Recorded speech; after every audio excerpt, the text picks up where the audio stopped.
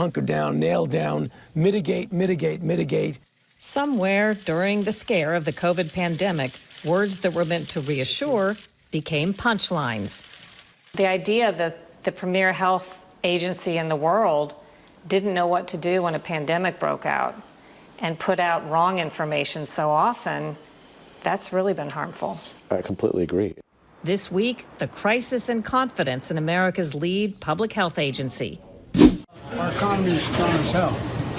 No issue cuts to the core, like the economy. The economy. Economy. The economy. We look at the numbers impacting Americans and how they may impact the coming midterm elections. Do you think anything keeps a politician who's trying to hold on to office awake at night more than a bad economy? Does the data bear out that people are moving because of their political ideologies? I see that it's happening more and more. And we look at the Great Divide.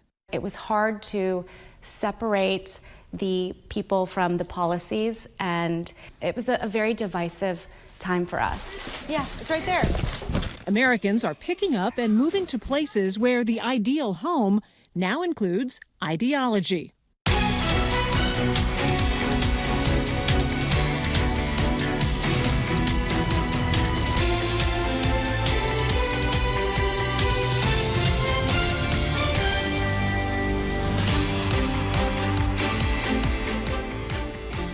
Welcome to Full Measure. I'm Sharyl Attkisson.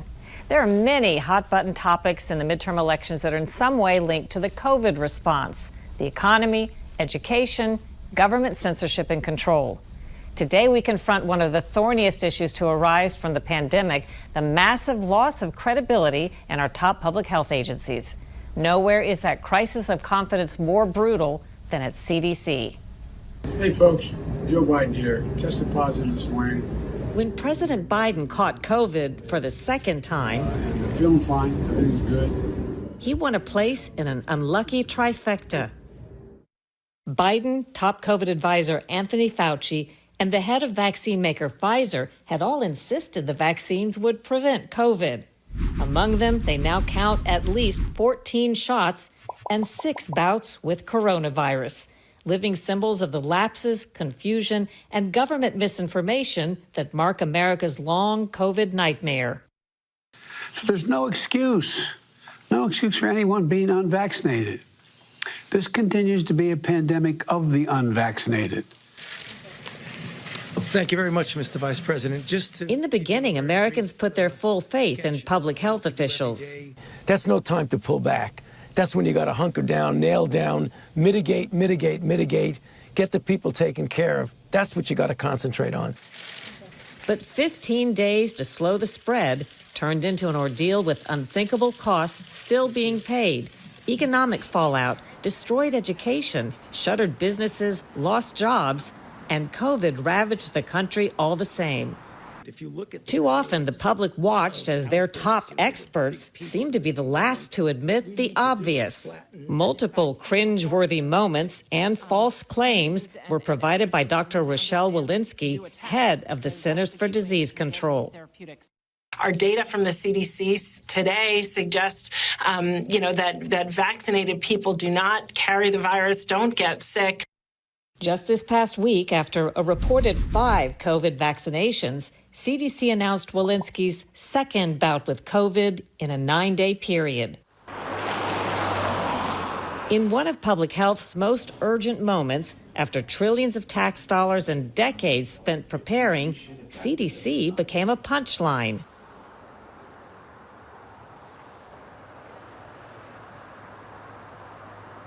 The idea that the premier health agency in the world didn't know what to do when a pandemic broke out and put out wrong information so often, that's really been harmful.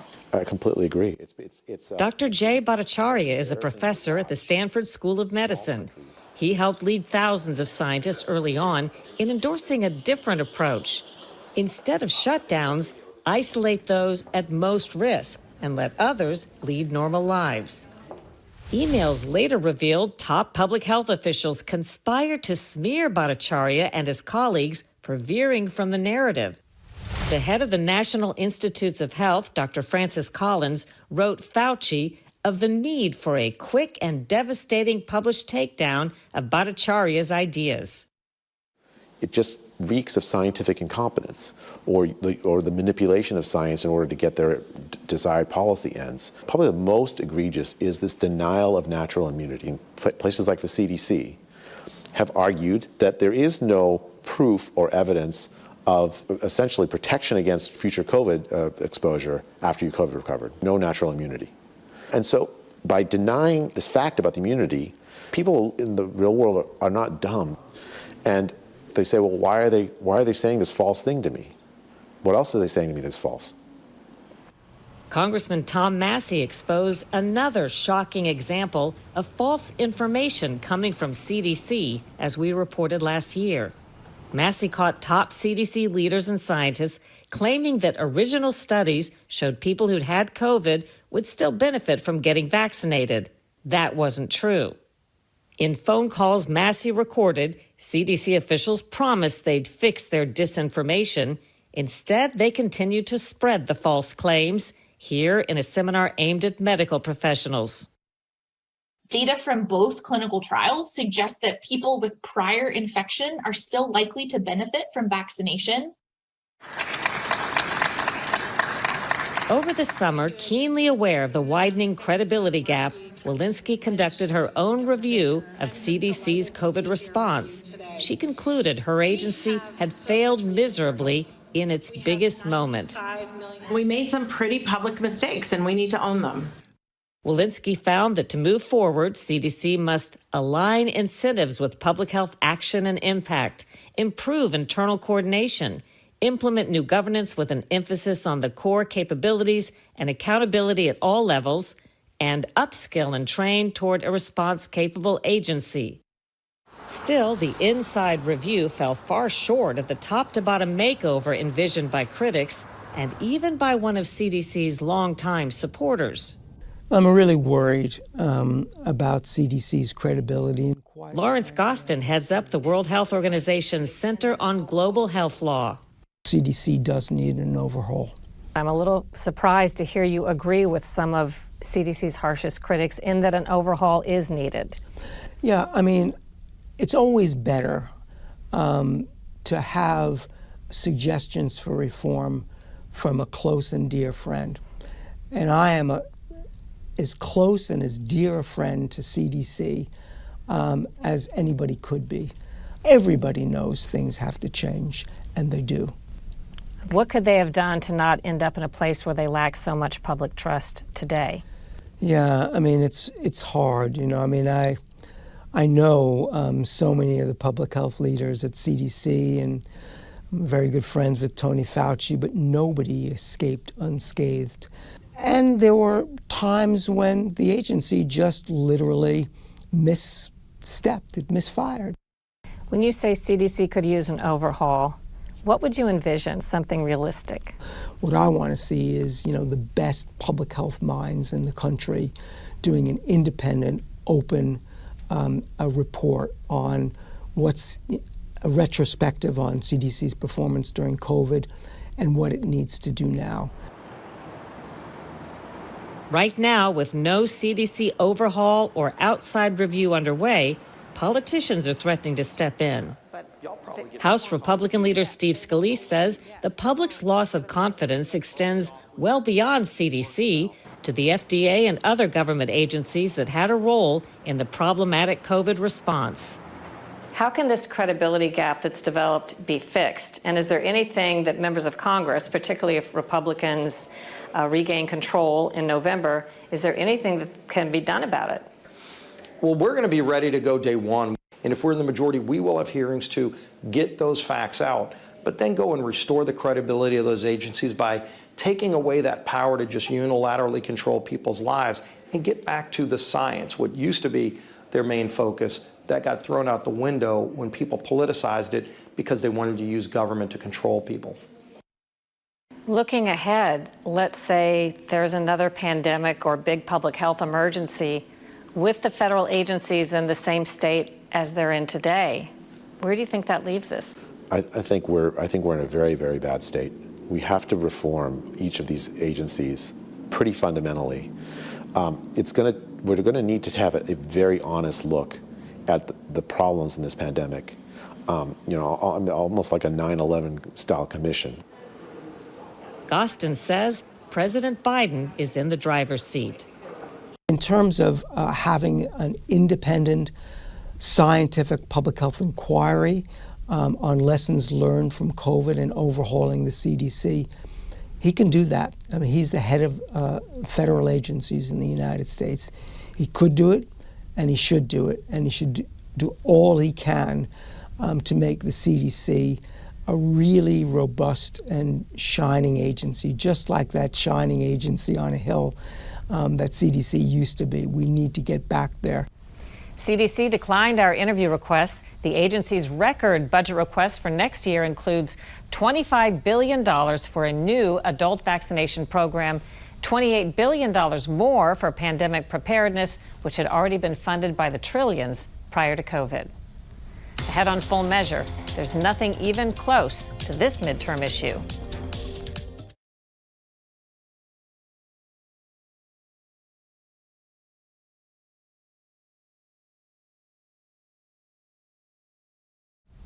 Political observers say this week's elections will serve as a sort of voters' report card on the president's team and agenda, as do many midterms. Those are the elections held between presidential election years. Scott Thuman says the bottom dollar is the top issue. The pathway to power in Washington is by controlling Congress, and there is one driving force that often delivers votes more than any other. The economy. Economy. The economy. The economy. As James Carville, the former strategist to Bill Clinton, so bluntly put it in 1992, it's the economy, stupid. Meaning voters better have stable bank accounts if a candidate is going to bank on their support. Presidential elections are always about the future. Midterms are always about the past. Gary Nordlinger is a political and communications consultant. He teaches at the George Washington University. It's about what people think of the first 2 years of the president and the president's party in Congress. And when it comes to how they feel right now, when they are looking at their bottom dollar, how do they assess Washington? I think they're assessing Washington as not being responsive to their needs. Housing prices, gas, groceries. The parties know it. 2 successive quarters of negative growth, inflation at a 40-year high, groceries up 11% and gas up nearly 50 cents from this time last year. President Biden hoping it won't mean a repeat of what happened under his former boss when he was vice president. The recession that hit during President Obama's first term cost Democrats dearly those midterms, losing a record 63 seats in the House and 6 in the Senate. I'm not recommending for every future president that they take a shellacking like I did last night. Even when gas prices go up, With voters picking the economy as the top issue this year, the president and Democrats campaigning on a message that tries to minimize the effect of inflation. I just want to say a number. 0. Today, we received news that our economy had 0% inflation in the month of July. Focusing instead on the economic data that's positive. 10 million jobs created, a record for any administration at this point in the presidency. 3.5% unemployment, 50-year low. The question, will voters give Democrats any credit as they watch prices keep rising? Do you think anything keeps a politician who's trying to hold on to office awake at night more than a bad economy? Nothing would keep me awake more at night, unless we've gone to like nuclear alerts and stuff. Nothing would keep me more awake at night as a politician than the economy. We asked the top House Republican, Kevin McCarthy, if a bad bottom dollar means a good election night for them. Do you think that you can take the House just on economy alone, just that issue alone? You know, the Democrats believe that they're going to win seats. Nancy Pelosi says that, the DCCC. Nobody gives you the majority. You have to earn it. So it's going to be a hard-fought battle. Made in America. To capitalize on the country's economic woes, Republicans just released their Commitment to America, a throwback to Republican Newt Gingrich's 1994 contract with America, written promises to lower taxes and shrink government. In other words, the allure of a fatter wallet for voters that helped Republicans flip both the House and Senate, with Gingrich becoming the new House leader. By the way, Gingrich released his contract 6 weeks before the election. McCarthy also 6 weeks. You just lost 1 month of your wages because of the Democrats' policies that brought inflation. You pay more at the gas pump because they pick one form of energy over the other. We'll lower the gas pump. We'll make America You want to energy stop a lot independent. of the spending. Oh yeah, to stop this growth in inflation. They have spent more than any Congress in this amount of time. Now to the money. Pundits say the GOP's best chances are in the House. It's less clear in the Senate, which right now is a 50-50 split with a slight edge for Democrats since Vice President Harris serves as tiebreaker. Senator Joni Ernst is a Republican from Iowa. We continue to see inflation go up with no relief in sight. This is the administration that said this inflation will be transitory. Here we are a year later, and inflation is no better. It is much worse. And some economists will tell you a key driver of inflation is government spending. Maya McGuinness, president of the Committee for a Responsible Federal Budget, says Biden's borrowing could make a bad situation worse. It's easy to talk about fiscal responsibility. We see this all the time. What's happened in practice is that the Biden administration has overseen a tremendous amount of borrowing since it's been in office. By our calculations, it's $4.8 trillion, and that may well be conservative. That is a huge amount of borrowing. By comparison, President Trump's administration borrowed $7.5 trillion over its 4 years. If you're a voter and you see your stocks down, your 401k down, gas costs more, milk costs more, does it matter who's in charge? Either way, are you saying, I want something different, I want someone new? Well, you just sometimes vote to fire a complaint. And whichever party can best tap into those voter complaints and ease concerns may have the inside track to taking Capitol Hill. What happened to those Democrats' hopes that this divisive Supreme Court decision on abortion, leaving it up to the states, would be enough to help them hang on? Well, it did help to some degree, but not with as many people as they'd like, and not for as long. And as we just saw, no issue comes anywhere close to the economy when you start to rank voters' priorities. Just a couple of days away. Thanks, Scott. When we return, the big sort.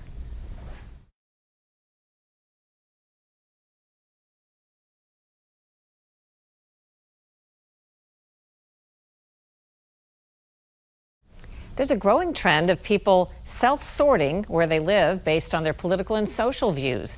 The big sort is happening across the country, as Lisa Fletcher reports. We've gone through our stuff pretty well. Ginny Becker spent a good part of her summer with her kids packing up the family home in Montgomery County, Maryland. Ginny's husband, Billy, was born and raised in this area. They've been here together for more than 20 years. Yeah, let's throw that away. But in the aftermath of COVID, they started to feel like this area was no longer home. I thought we can stay here and try to fight for what we want and talk to as many people as we can, or we can leave. This is giveaway and this is trash. The Beckers are going more than 700 miles, leaving a deep blue suburb of Washington, D.C. for conservative Florida on the coast near Jacksonville. And politics is a big part of the reason.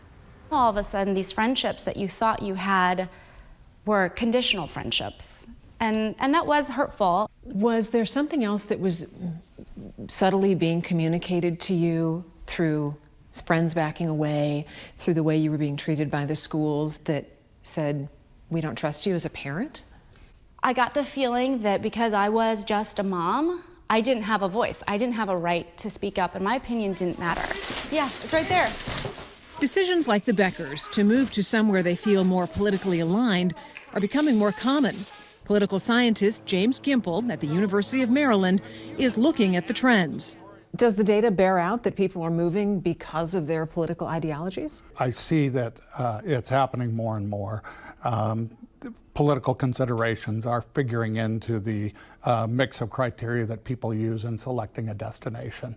Politics used to be confined primarily to the ballot box, and now it has really seeped into every aspect of our life. Politics now informs or is now closely associated with very common consumption decisions, including consumption about housing. Experts believe the trend accelerated during COVID, in part because workers had the chance to work from home, spend more time in their neighborhood, and for many, that prompted a decision to move. Texas drew much of the attention, and new political immigrants, as Southern Californians left one of the most expensive places to live in America and a Democratic stronghold for the Lone Star State. As we see people gravitating to certain areas and communities or states becoming redder or bluer, do you see us heading into an era where entire states are really controlled by one party? It's going to be pretty gradual because the volume of migration isn't high enough to change an entire state, particularly the very large states. Texas has on its voter file over 15 million people. And so to change Texas, you need a very high volume of in-migration from California. And the levels aren't there yet. Okay, that box is full. Tape it up. It was hard to separate the people from the policies, and it was a very divisive time for us. And it is that idea of having to conform with your neighbors that weighed heavily on Ginny Becker and her family as they were thinking about moving. I hate the idea of leaving or giving up. I'm not really thinking of it as giving up, but when you realize that you're not able to make a difference or move the needle enough, then I think it's time to go. And the Becker family now call Florida and their red state roots home sweet home. For Full Measure, I'm Lisa Fletcher. And after a break, what's ahead next week on Full Measure?